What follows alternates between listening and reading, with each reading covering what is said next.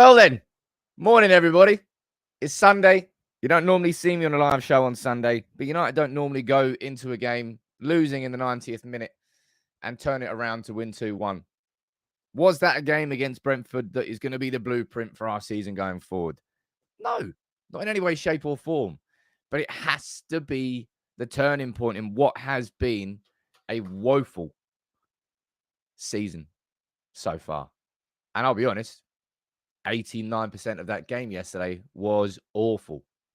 And that's why I want to do this show. And that's why I want to speak about what happened yesterday. Because, I mean, if that's not going to be the turning point, I'm not sure we will get a turning point this season.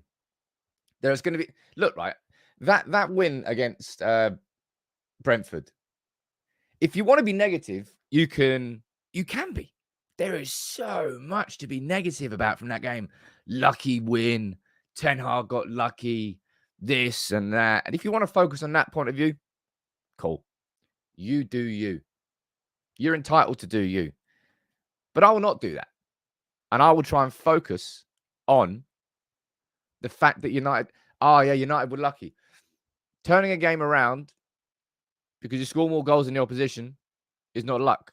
Brentford decided to sit in shape at 1-0. All right? They decided, you know what? We can hold this 1-goal lead. And they couldn't. And they didn't. And Man United scored 2 late goals. I say Man United scored 2 late goals. Scott McTominay scored 2 late goals. We're going down there, lucky to get away with a win, papering over the cracks. Nobody's saying that any cracks have been covered. All the cracks are absolutely there to see. This is what I mean. This is why I wanted to do this show, because there's celebration, police out.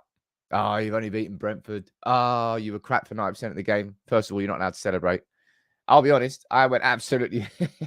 yeah. You could see in my match reaction. I'm not sure I've been that red on camera ever. I look like a tomato. I lost it because it was such a, when that goal went in, it was such a mixture of mainly relief was because just watching that game, right? And watching how United were playing, it felt like a team that sort of run out of ideas. That's the way that we were playing. That's the way that the match was going. I'll speak about the formation and everything in between in a little bit.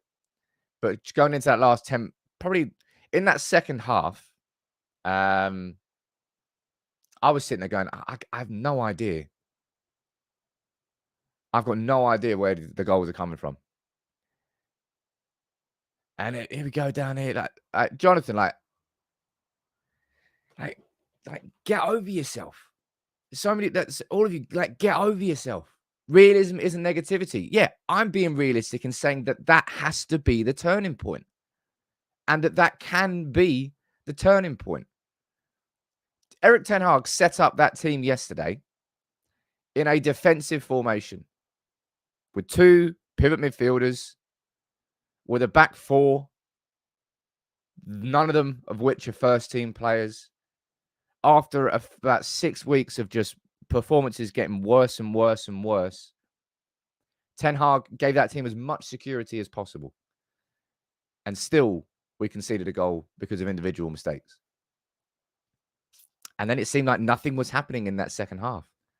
So for Scott McTominay to come off the bench and do that, and right, something has to be said here, by the way. I thought this was a really, really nice touch here from Ashley Young, wearing a black armband in respect to Lady Kathy Ferguson, who passed away sadly over the weekend. I can't even imagine that heartbreak for Fergie. I think they were married for nearly 60 years. It's somebody you spent your entire life with, and she's gone.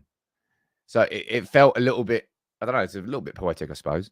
A Scottish Manchester United Academy graduate scoring goals in the 92nd and the 97th minute for Manchester United to come back and win 2-1 at Old Trafford. I hope that put a little tiny smile on his face, even for a millisecond. And look, right, let's go down here. Adish saying that we cannot look.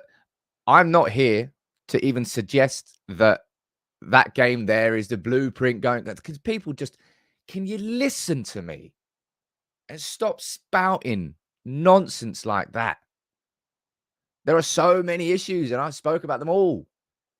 But it doesn't negate the fact that Manchester United, at a time when everything felt like it was going downwards,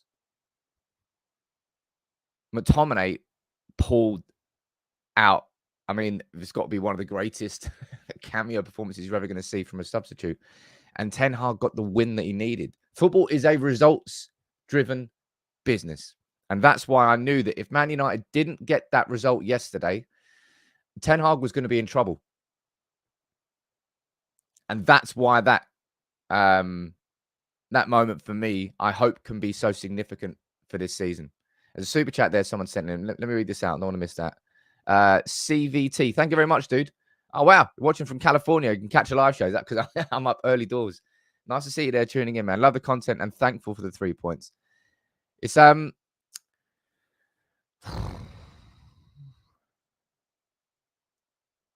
can't believe that game got turned around. McTominay, look. And I think the thing that surprised me the most was where the turnaround came from. Because I'm going to speak about it in a little bit. Trust me, there are so many bad talking points that we need to... Look, we've got the international break. So we can... This morning, this live show, all right, let's enjoy the fact that Man United have just won a game of football, have scored 2 late goals, and Old Trafford exploded. Let's enjoy that moment. And then let's take a step back and let's use the next 2 weeks to analyse, which is exactly what Manchester United will do, or what Erik Ten Hag will do. If your energy this morning is to come in and focus on, oh, that was lucky, papered over the craps, did this, did that, then I'm like, oh my God, really? You must be fun at parties. Because I love that. I love that moment. Yes, I'll be honest. I let myself go. That's the first time I haven't let a moment like that get ruined by VAR recently. Obviously, because it didn't get ruined by VAR. But not even like 1% of me was thinking that might be offside. I was just celebrating like a madman. And look, right? Let's be under no illusion that Erik Ten Hag needed that. I'm so firm in my opinion that sacking Ten Hag would be just a ridiculous thing to do and not the right thing to do. But at the same time, I'm fully aware that had Manchester United lost against Brentford, had Manchester United then lost 7 out of the last 11 games this season, that Ten Hag really does have a problem. And that's why that sort of explosion celebration from me was there, because it was just as much relief as it was joy. Let's see what you're saying down here. Carl, you're feeling chipper this morning, as always in the comments. 92 minutes, Ten Hag was on his way back to Ajax. I don't think he wasn't going to get sacked. Like, it doesn't matter. All of you can moan about it and say, oh, new manager's going to change things at Manchester United. Well, that's the solution, which just isn't true. We've got so much evidence to prove that's the case over the last 10 years as a United fan. If you really want to dip back into that cycle, that's for you, man. And that's for anybody else. I honestly think it's wild. It is wild. And I can't believe it was Scott McTominay that came up with the goods for Erik Ten Hag. Because Scott McTominay is a player that I've criticised him. There's been so many games this season where his head is he's not been in the game. And it felt like because he didn't get his move away in the summer, that McTominay just wasn't there. He wasn't there for his manager. He wasn't there for his team. And that, well, we should just move him on. And he came off the bench yesterday. And Ten Hag, look, I think we learned a lot yesterday about Ten Hag. He has his trusted players, right? Casemiro was an absolute leader last season. Rashford scored 30 goals last season. And both of them were off before the 60-minute mark. I think that tells you quite a lot. But look, honestly, if you think I'm not celebrating this morning, and I swear to God, I don't know how. Like, I don't know. Like, do you just constantly look for the bad? You must just be a constantly the glass is half empty person. Because I love that moment. I loved it. Because I genuinely believe in Erik Ten Hag. Really, really do. But we needed that badly. He needed that badly. And look, I think there's going to be people, no doubt, there's going to be some people down in the comments here complaining about Manchester United starting 11 yesterday. Oh, too defensive. Oh, this, that. We're playing a Premier League game starting here with Maguire and Evans. Leicester's 2018 centre-back partnership. They're both starting. We've got Lindelof playing as right back. The low at left back is, I mean, it's not his natural position, and he's still deputising there. But it's none of our none of our first choice back four. So going into that game, right? My predicted 11 yesterday was pretty bang on. I got one player wrong because I didn't know that Varane was going to be injured. Of course, Varane got injured. But I expected Erik Ten Hag to sit Manchester United up in a little bit of a low block with two midfielders, with Amrabat in midfield. Sorry, Lindelof was left back. Dalot was right back. Who cares? Who cares? All right. None of our first choice defense was playing apart from Onana, who made another mistake. And I'm going to be speaking about Onana. But because these last, Ten Hag had lost 2 Premier League games in a row. We'd lost against Bayern Munich. We'd lost against, we've just lost against Galatasaray. It was just horrendous no matter where you looked with this team. And I called it as crisis management. That starting 11, and guys, ladies and gents, you will never see an Erik Ten Hag Manchester United team set up as defensive as you saw against Brentford yesterday. That team was set up to win 1-0. We were not set up to create a lot of opportunities. That wasn't the tactics. You could see, obviously you've been watching United games just like I have. These last few games, this whole season really, Man United have been so aggressive in the press. And a lot of times it's been chaotic. It kind of feels like we're stuck between 2 different styles and systems. Yesterday, completely different. Man United was sitting off. When they were pressing triggers, we went forward, right, in attack. Hornan was leading that. But United was so much more passive yesterday because Ten Hag didn't want United to concede. So for United to concede in the way we did, and I'm going to be speaking about individuals. In about 5 to 10 minutes or so, we're going to speak about Casemiro, about Rashford, about Bruno, about Onana. We'll have a conversation about all of those players because, yeah, there are so many problems yesterday that we still saw that need to be fixed, that will be fixed. But I'm still focusing on those 2-1. But yeah, you're never going to see a Ten Hag team set up as defensive as we were yesterday. And for us to still concede in the manner that we did was absolutely bonkers. But this here, right? I think I genuinely mean this. If that isn't the turning point in this season, then I'm not sure there will be one. Okay? When you've lost, I think we lost,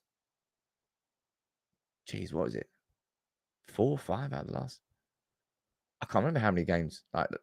Anyway, we lost 6 out of 10, I think, going into that game. That has to be the turning. If that explosion at Old Trafford and that moment, Scott McTominay called it one of his favourite moments ever on a football pitch, and the buzz and the adrenaline rush that those players must have got, because those ones hit even harder. You know, the ones like where you're not playing well. It's not the best performance. No one's expecting you to do anything. And then you get the last minute winner. Like, it's because it's the contrast of emotions, right? That's what makes that moment such an explosion, because everybody was down in the pits. It's not like United were knocking on the door for like half an hour, hitting the bar twice and stuff like that, and then getting at the end. It's United looked lost, dead, and buried for like 85 minutes. Like the overwhelming majority of that game. And then McTominay came on, and out of nowhere, we got 2 goals. But if that moment there is not a turning point for this season, for the mentality of these players, for everything, then I do not think there will be a turning point this season. Next up, we've got bottom of the league. I'm guessing Sheffield United bottom of the league. I think they even lost to Fulham yesterday. I swear they were bottom before that. Let me check. Right. Sheffield United, bottom of the league, 1 point. We go Sheffield United away next, right? Then we've got Copenhagen at home, I think, in the Champions League. 2 games that just absolutely we've got to win. And then we've got Man City. But if that's not going to be a turning point, I don't know whether there will be a turning point. So much work needs to be done. All right? So much work needs to be done. And that's what we're now going to focus on. 15 minutes into the show, we're going to speak about the problems that existed in that game, because there are so many problems. But honestly, if you're going to come with the energy here this morning that was lucky, papers over the cracks, this and that, then yeah, I don't think you really deserve moments like that.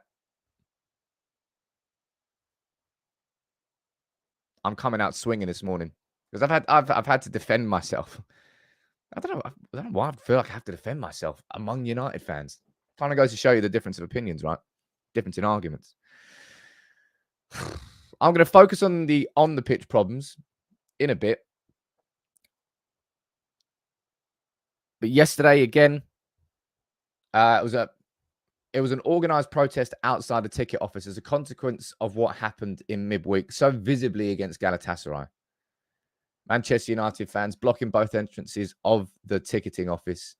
Now, I told you last week that I want to try and do a bit of an investigation into what happened, and I'm going to, but I've realised how big this is going to be. So I will continue to try and do that over these next 2 weeks. But I mean, it's not an update on the takeover yesterday. David Beckham was interviewed. I don't know. Was he at the F1? Sod knows where he was. I think he might have been at the F1. He was asked about what he wants to see with the takeover. We know, well, again, when it comes to difference of opinions as to who is right and who is wrong for Manchester United, well, we have had every single type of debate here on United People's TV. And we still don't have an answer. So let's find out. Sod knows what's going on, right? Until we get that answer, until we know who our new owners are going to be, we can never truly progress as a football club. There will be constant false dawns until the Glazers go. Now, what I want to do here, apparently it was at the F1. That was a good little guess. We need to focus on there was some real lessons learned and some big negatives yesterday, right? And I don't think there's any more apparent and obvious than Casemiro. I cannot believe what I'm watching with Casemiro this season. Really, really cannot. Like, when Casemiro was out of form for the first couple of games, we all looked at him and said, well, okay, right. You know what Casemiro's like. When he comes back after the summer, he needs a few games to sort of settle and get back into his rhythm. It's calm. Casemiro will come good. You know, I was looking at him going, well, Wayne Rooney, he kind of did the same thing. He enjoyed his summers off. So when he came back in, he didn't have his match fitness and his match sharpness. Look, let's give him time. Casemiro's had time. And that game yesterday, because of how Ten Hag set up, right? Back four, no overlapping fullbacks. No, not overlapping, sorry. No fullbacks cutting inside, inverted fullbacks. The tactics were simplified yesterday. Back four, two pivot midfielders, Bruno on the right and Mount in the middle, Rashford on the left, Højlund up front, and then Bruno and Mount kind of switched a little bit. It was a simple setup. And Casemiro, just the pass yesterday from Casemiro was the most basic of basic. And it's not the first time Casemiro has been doing this season. He's been doing it quite a lot. Like, he was the greatest midfielder in the world in the most successful Champions League individual team there will ever be. And he was an absolute cornerstone of it. Yet in this Manchester United team, he can't seem to just pull the basics together. And I'm just, I can't believe it. That goal yesterday. Oh my God. I was just sitting there just like shaking my head. Casemiro with the pass, gets it wrong, lunges in, gets it wrong. I mean, Casemiro's done that so many times this season. When Casemiro makes a mistake, his immediate reaction is to go in with a heavy tackle. If it works, it works. If it doesn't, he's completely out. And he was completely out. Runs forward. Lindelof, I thought Lindelof made just a bit of a spoon of the clearance. Kind of went back to Casemiro, didn't. And then Onana, it was another mistake from Onana. And look, when you're a goalkeeper and you make mistakes, it directly leads to goals. Hence why the scrutiny on Onana is intense. But Erik Ten Hag, I think, made a bit of a statement yesterday by taking Casemiro off at half-time. Stephen, you're saying Amrabat didn't do much either. Amrabat was much better than Casemiro was. I don't know what you're trying to drag him into it. Okay. Ten Hag, this is quite a cutting comment from Ten Hag. He said he wanted more football. I don't know whether that means that he wanted somebody who was going to be playing it more progressively in Eriksen than Casemiro. But truth be told, and I said this in the game, Casemiro was a problem yesterday, but Eriksen wasn't the answer. I don't think Eriksen transformed that team in the way that many had hoped. I don't think Hannibal would have either. This midfield currently still needs more in it. It felt like our midfield was kind of fixed for, I don't know, for a few months last season. Felt like, yeah, we've got it. I'm going to go down here and see what you're saying about Casemiro. Is Casemiro with the Brazil squad? Of course he will be. Is he a captain of Brazil now? I don't actually know. What are we talking about here? Lots of you talking about Onana. I'm going to be speaking about Onana later. We're speaking about Casemiro right now. Ten Hag's forced to play Casemiro as no other options. I think Ten Hag's going to have to find other options now. I don't think I think there are other options, if I'm honest. Because you play Amrabat as the sole number 6. And then you could play Hannibal and Bruno in front of him as 2 proper roaming number 8s. And go back to the actual formation that Ten Hag used at the start of the season when it was Casemiro as the holding number 6. And then you had Mason Mount and Bruno as the 2 number 8s. And that's when it really didn't work. And there was so much space in between. But Casemiro yesterday, and it wasn't just Casemiro, right? But the fact that Casemiro went off at 45 minutes and Rashford went off after 60, I think that for me was quite a telling moment. So many people have been slating and slagging Ten Hag for not dropping players, right? I mean, look, we as football fans, because we're disconnected a little bit, you know, we don't have personal relationships with these players. We're not actually physically managing them on a day-to-day basis. It's so much easier for us to say, "Oh, just drop him, drop that." There is a human element to it. And after last season, when Casemiro, genuinely, last season, Casemiro was the guy for us. Whenever Casemiro wasn't in the team, we were abysmal. Whenever Casemiro was in the team, we were significantly better. Scored a goal in the cup final. He was crucial to us last season. So because of how crucial Casemiro was last season, because Rashford scored 30 goals, they gained a lot of trust from Erik Ten Hag. Deservedly so. And that's why I think that moment there against Brentford was quite significant. Casemiro went off at half-time. So really, it's not a ruthless thing to do. It was the absolute correct thing to do. But Ten Hag didn't trust Casemiro enough to just turn it around in the second half. He goes, no, you're not playing good enough. Off you come. There goes Eriksen. Rashford, after 60 minutes, which is an early sub, the fact he took him off after 60 minutes and the fact that Alejandro Garnacho came on and made a difference. Josh, you put it down there. They both accumulated credit. It's exactly what happened. They got credit in the bank in the same way that I'm not entertaining anybody who's wildly suggesting that Ten Hag be sacked, is because Ten Hag has so much credit in the bank from what happened last season. But I think that credit has run out for Casemiro. Got a sneeze. Woo! Came out of nowhere. For Casemiro and Rashford. I think that credit, I'm not saying it's completely run out, but Ten Hag, look, everyone's saying like pick the players on form. Yes, Ten Hag's been doing that with certain players and positions. He's not been doing it with others because they have so much credit. But Casemiro going off at half-time, Rashford going off after 60, and Garnacho coming on, getting the assist for Scott McTominay's equaliser, made the difference. Let's see what goes on in midfield.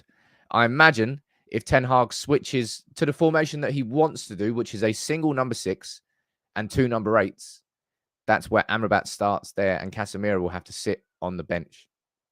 I'm so staggered what's going on with those two. And look, they aren't the only ones, all right? Let's have a conversation about him. Onana. Because, look, he's made some ridiculous mistakes. Was Bayern Munich, was that a weak hand as well? I can't quite remember what the Bayern Munich one was. I think it was just a weak hand. It was a shot from Sane that had no right going in, and it went in. And then the pass to Casemiro got him sent off against Galatasaray.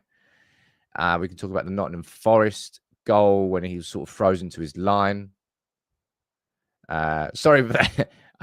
Next time I try and sneeze, I'll try and have the ability to press the mute button on the mic before. I can see where the mute button is. Didn't think of that.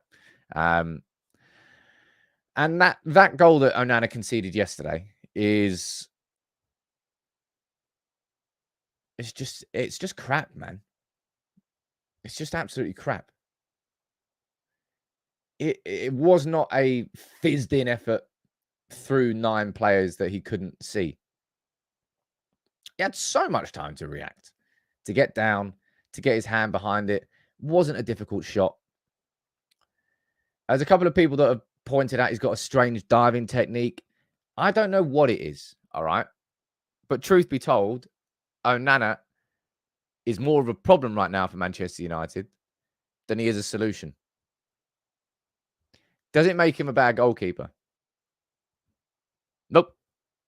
He's not. I'm telling you, he was one of the top 10 goalkeepers in the world last season. At the end of last season, after the Champions League final, he would have been in the top 10 lists of a lot of people. But he's been bottom tier since he's come to United.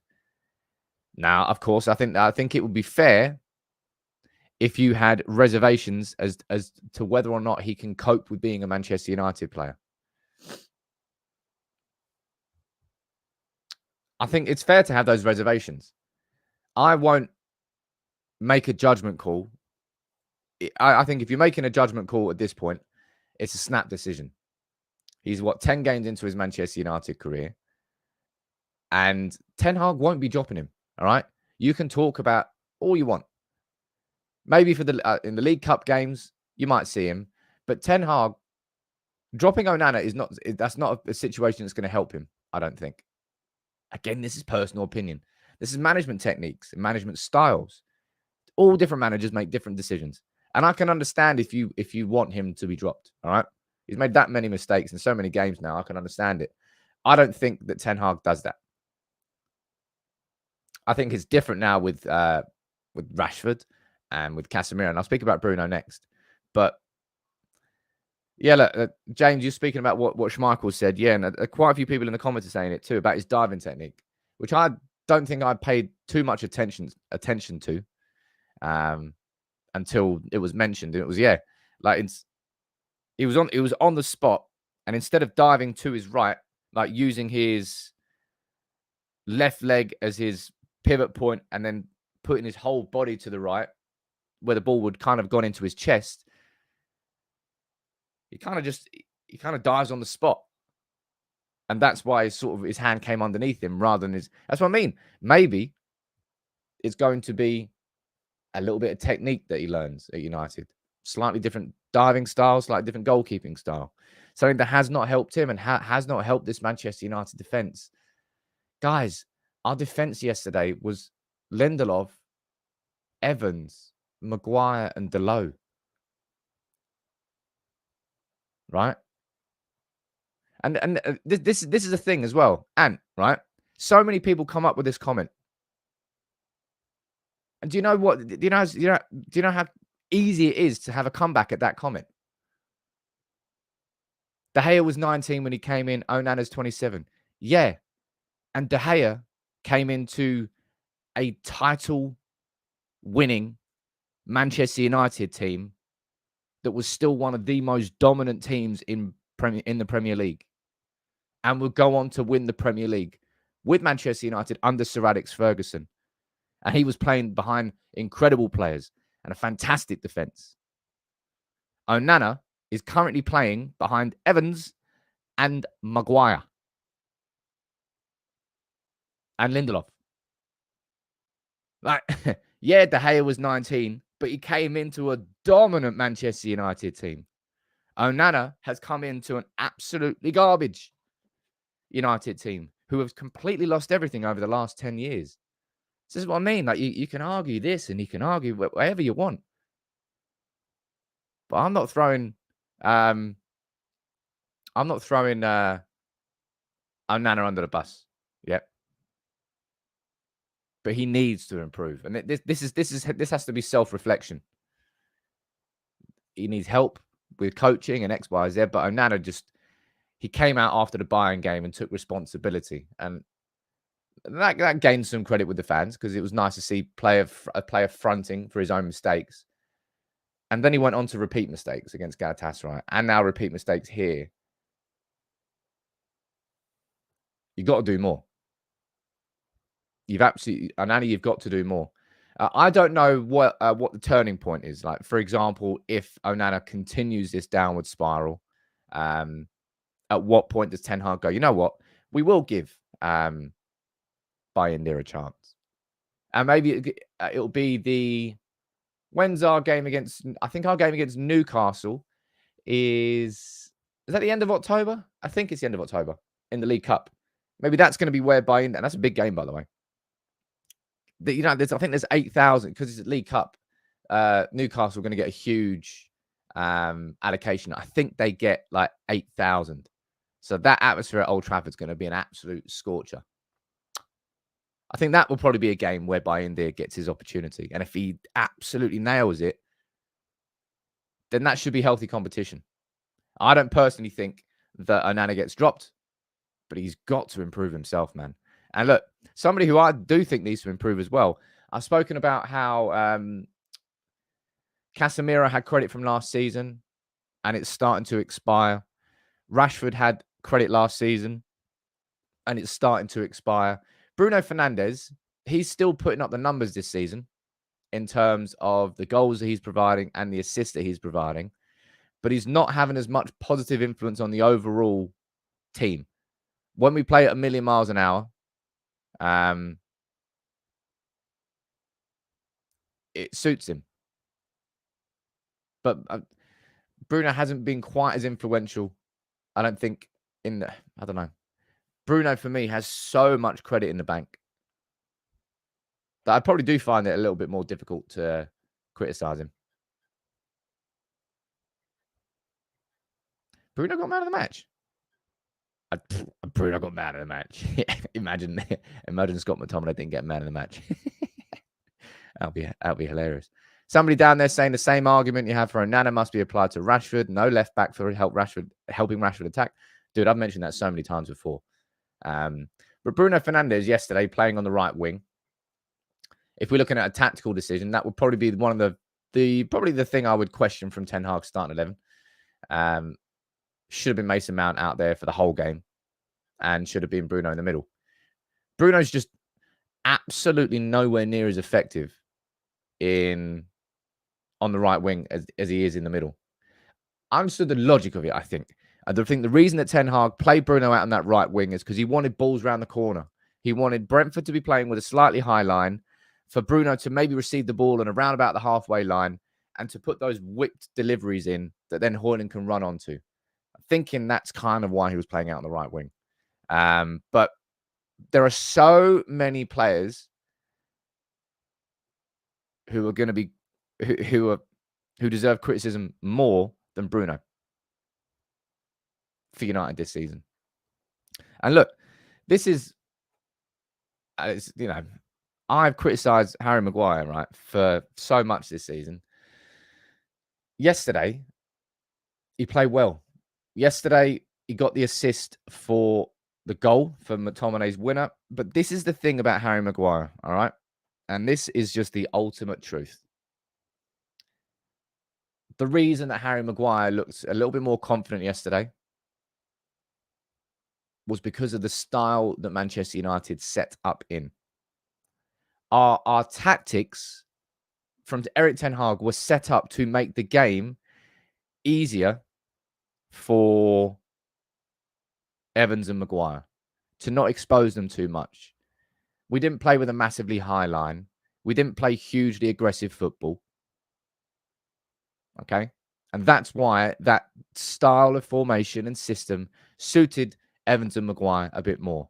If we played like we tried to early this season, with the really high line, with really aggressive style, it wouldn't have worked.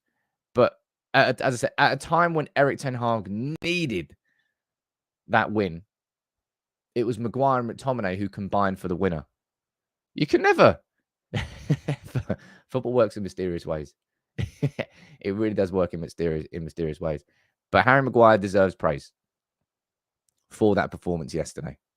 But yeah, my personal opinion is, it doesn't change and it won't change, in the overall suitability of Harry Maguire to the Erik Ten Hag system. Okay? It won't change.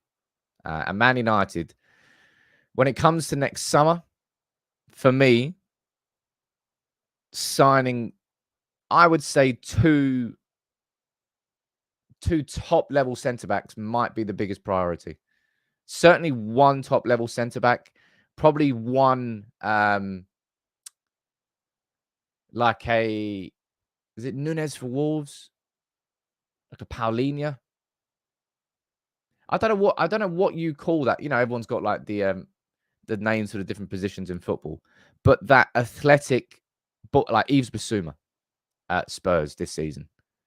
We need that ball-carrying, really athletic central midfielder who's powerful in the tackle, who's kind of got a bit of everything. That's the midfielder that we need. And we also need at least one top-level centre-back. So next summer, it should be Maguire being sold, and it should be Varane, in my opinion, probably going to Saudi Arabia. Like Varane, I love the guy. I think he's a world-class defender. But from an athletic perspective, he doesn't match the requirements of what this intense system that Ten Hag is trying to build will require. We could talk about it, to be honest. The summer's a long, long way away. But fair play to Harry Maguire for that performance. And if United, this is why Harry Maguire could be an asset this season. If United are, 1-0 up in certain games and we're trying to see out the last 20 minutes of a game, that's when Harry Maguire really will be a good asset to this team. If there's a game where we need to sit back defensive and in shape and not have a high press, then look, there you go. Harry Maguire can be an asset to this team. And he was yesterday. He really was. But look, I'll go back here and I'll say this. If you cannot enjoy that moment in isolation as a United fan without saying Ten Hag got lucky, United were lucky, papering over the cracks. And honestly, I don't know how you enjoy football. I loved that moment yesterday. I'm so glad that VAR. If VAR ruined it, I would have been a very sad man. But it didn't. And this season needed that like an injection into the arm. We're still mid-table. It's still not. It's still an absolutely woeful start to the season. But now that we're going into this international break, right? The conversations have changed. The focus hasn't changed from Erik Ten Hag, but the energy in and around that team now will. When we come back from the international break, we should, I believe, have Kobbie Mainoo back from injury. I think Ahmad's going to be back from injury. And I think Sergio Reguilon's going to be back from injury. Now, Reguilon is the one that I think will make the most substantial difference because we need a left back. Okay. Mainoo coming in. You know, I was talking about that powerful, athletic, ball-carrying midfielder. Kobbie Mainoo pretty much ticks all three of those boxes. Only, was he 19? I think he's just turned 19. Is he 18? I think he might be. Is he 18 or 19? He might be 18, actually. Yeah, he's 18. Jeez. Kobbie Mainoo kind of ticks those boxes, but it's going to be his breakthrough season. And he's got to physically develop as well. He's only 18. But Mainoo can sort of help in that sort of area in midfield. Reguilon will bring a much-needed presence at left back. We're obviously going to be without Martinez for a while. Sod knows what's going on with Varane. And Luke Shaw's going to be out for a while still too. And Wan-Bissaka. But the win was needed. Amrabat in midfield. Want to see more of it. Casemiro. Lots of questions to be asked. Rashford. So many questions that need to be asked. But that moment there for Erik Ten Hag, I hope will be significant. And if it isn't a significant turning point, I'm not sure Ten Hag's going to get one. Now, I've been working hard, all right? In 14 minutes, I'm going to drop my video, which is 5 things we learned from the game yesterday. A nice little succinct 10-minute version of what I've spoken about today. If you want to enjoy it, please do. Thank you for tuning in. There's been a lot of negativity around this club, justifiably so. We've been absolutely crap. And with the takeover and with everything that's gone on with Sancho and Anthony and all the off-field drama, it's nice to have a little bit of positivity of that result, not the performance. But when it comes to last-minute winners, there is nothing better in football than that. And that's why I loved it. Thank you, everyone, for tuning in. This is Sunday. It's sunny outside. I'm going to go and enjoy that. Have a great day. Check out the video at 11, and I'll be here tomorrow morning as we kickstart another week, an international break, but we do it from a slightly different perspective. Thanks for that, man. Take it easy, everyone.